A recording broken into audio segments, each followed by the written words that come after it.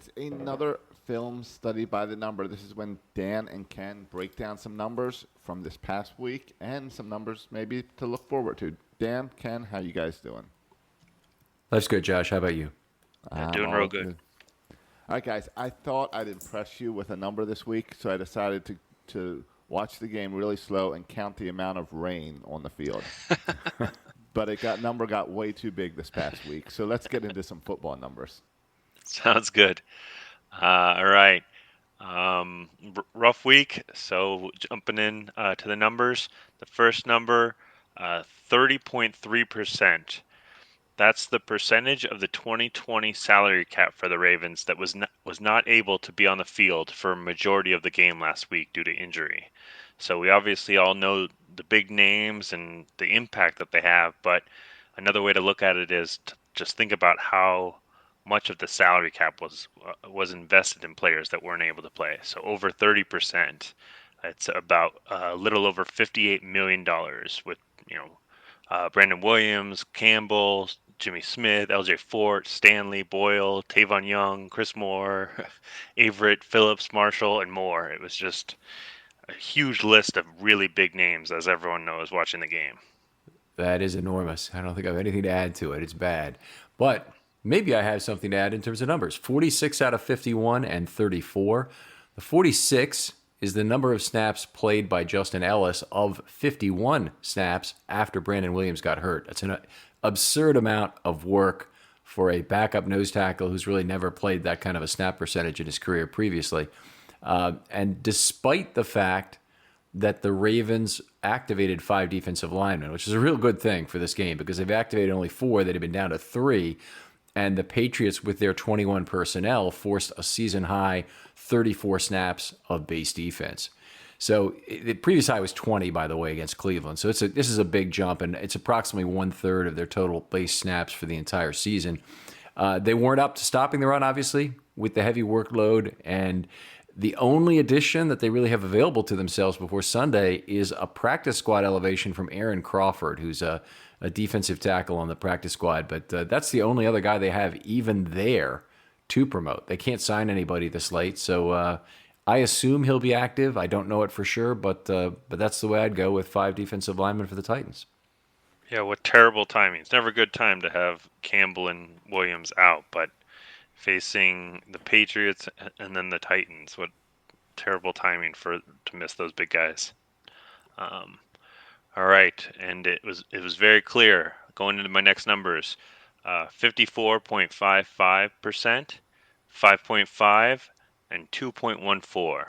Those are all numbers showing the strong rushing performance by Damian Harris. The 54.55% was the percentage of runs that were into an 8+ man box, which is the 4th highest in Week 10 out of any of the eligible running backs.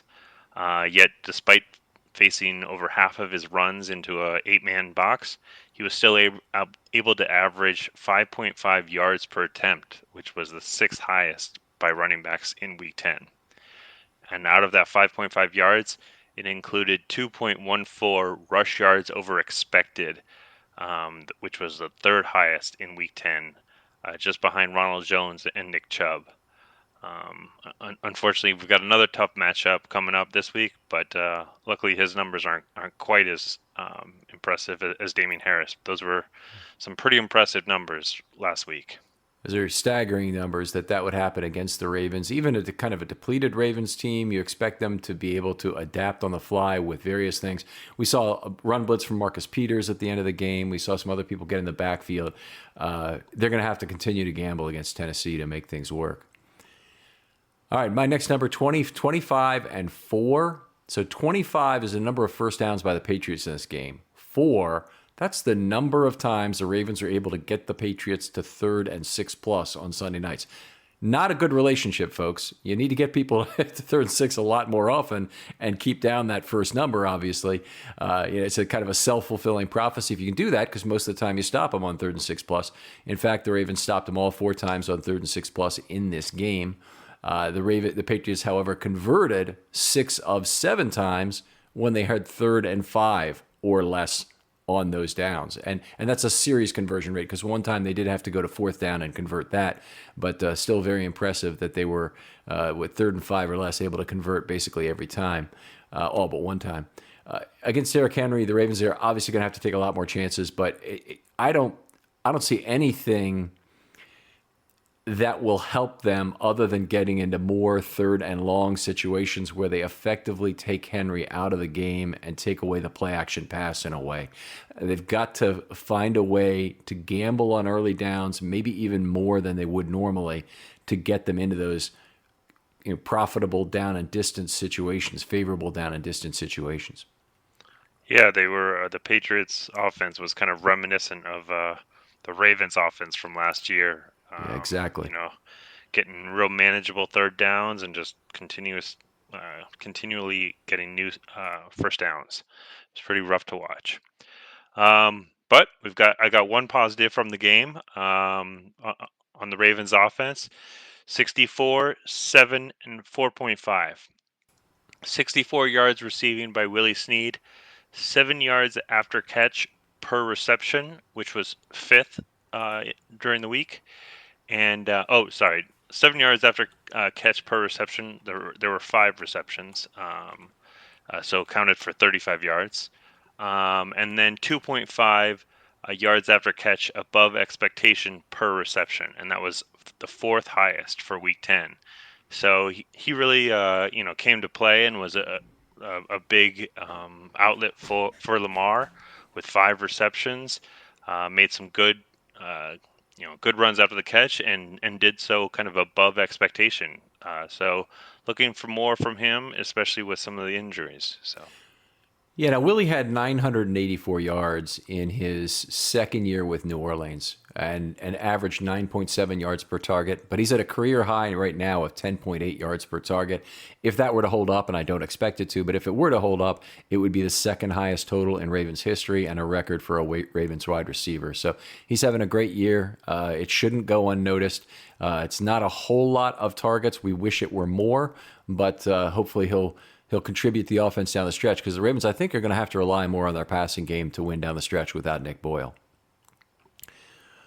All right, I'm going to go with 4. That's the number of times now the Ravens have played a snap with just 10 men on the field in 2020. So the 3rd snap of the game against the Patriots, they had 10 on the field, gave up a 7-yard run. It was one of many plays that put one of many nails in the Ravens on the day, but it gave them effectively another easy, manageable down and distance situation on their way to a decent drive. That drive didn't happen to end up being a scoring drive, but there were field position concerns involved, of course.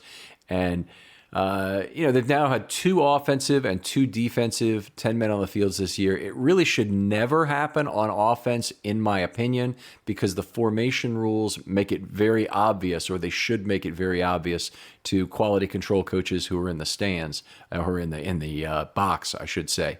So there's really not a lot of excuse for it happening on offense. On defense, it's more understandable. You have substitution going on there. People are slow to get on, slow to get off, and aren't always in the right place. But just on offense, you could call a timeout, you could get it stopped. In this case, obviously on defense, they could have done the same thing. But sad to see it continue at a relatively high rate for the Ravens now over the last couple of years. Yeah, unfortunately, this isn't the only formation issue we've been having on offense either. So. Yeah, the illegal formations you're talking about. Yeah, exactly. So, but that's an unreal number for a professional team. It's just kind of frustrating, to say the least. So, before we get started, if growing an e-commerce business is your focus, you'll need a platform that's focused on growth. That's where Klaviyo comes in. Klaviyo is the ultimate e-commerce marketing platform for online brands of all kinds and all sizes. Whether you're just getting started or running a well-known brand, it gives you everything you need to send memorable, branded emails, text messages, and more, so you can build strong relationships that keep your customers coming back. With flexible automations, powerful insights, and super precise targeting, Klaviyo is a faster way to turn great ideas into great customer experiences. That's why it's trusted by more than 40,000 brands like Living Proof, Huckberry, and 8 Sleep. In fact, on average, Klaviyo customers see a 41% increase in overall revenue within 5 months. Klaviyo scales with you, so you never have to switch. They support everything from garage startups to iconic billion-dollar brands. Want to learn more about how you can grow your brand with Klaviyo? Visit klaviyo.com/grow to get started with a free trial today. That's klaviyo.com/grow. All right, moving on. Next, got some numbers looking forward to next week's matchup. 3.9, 3.64, and 6.49. Those are the average rushing yards for Derrick Henry by direction. Left, 3.9 yards. Center, 3.64 yards. And to the right, 6.49. So clearly has a tendency on the offense to have more successful runs to the right. He did have a couple long ones in there that skewed a bit, but even the median was considerably higher for the right, and about split pretty close to one third, one third, one third for the run location. So with the need for some aggressive play calling on defense, this may be an opportunity to kind of see that tendency for more successfuls to the right and maybe send some blitzes on that end. Yeah, there's a lot of injury right now on the Titans' offensive line. It's one of the few positives we can look at and say they got problems, and misery loves company here because we certainly got ours. But Ty Sambrailo is playing left tackle, and he's not that great. And they have Ben Jones, their center, who's very consistent, is on the injury report this week. Roger Saffold is a good run blocker at left guard, is on the injury report and may not play this week. They have another guy on the injury report this week on the offensive line. I'm forgetting who it is. But anyway, I think that's one of the Ravens' big hopes for this week is going to have to be to get bailed out by the injury report. And also to win this game on offense as opposed to defense. We talk about all the gambling they need to do, but they need to find a way to move the ball offensively regularly, and I think probably rely more on Jackson in order to win this game. Yep. All right, my turn, right? Yep. Yeah, let's go with that. Okay, minus 26.6%. 21.6%, and 19.8%. Those are the differences in DVOA versus the Titans and the Ravens from the Ravens' perspective. So let's look at these individually. Minus 26.6% on the offense. The Tennessee offense is ranked number 3 overall, has a positive rating on offense. The Ravens are ranked 24th and have a negative DVOA on offense. The difference is 26.6%. If you look at the defense, 21.6% in the Ravens' favor, Ravens being 6th.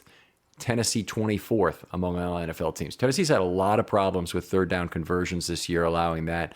A lot of problems at inside linebacker, not being able to figure things out. A lot of problems on the defensive line. Problems in the secondary with injuries. So, they have some talented players. Byard is still out there. He's not having a particularly great year. But this is a team that the Ravens are going to need to make some offensive hay against, I think, to win this game. On special teams, the difference is almost as great as it is for offense and defense for the two teams going in opposite directions. It's 19.8%. The Ravens have the second best special teams in the entire NFL. I get passed by somebody just this last week. I forget if it's the Colts or who it is. Tennessee's 31st, and they just moved out of the cellar. Tennessee's 31st includes Stephen Gostkowski, who obviously a lot of people would have said he was a Hall of Fame bound kicker, but is a guy who's having a lot of problems this year, particularly inside of 50 yards, where he's only 6 of 13 on the season. So Tucker having a much better year, and that's not the only place. They're really better in all of the other individual areas as well. So special teams, a place where hopefully the Ravens outplay Tennessee in this game. Yeah, could play a big role in this week's game. If it's a close game, those field goals can play into it, or the field position with the big returns on punts or kickoffs. So definitely could be big. All right, my last number is 18.9%. 18.9% is the percentage of offensive plays for Tennessee that are play action passes. It's the second highest in the NFL, just behind the LA Rams at 20.5%. While I'm very concerned about Derrick Henry, I'm a little concerned that the Ravens are going to focus so much on stopping the run that they're going to leave themselves in a susceptible position for the play action passes. So the 18.9% is well above the league average of 12.8.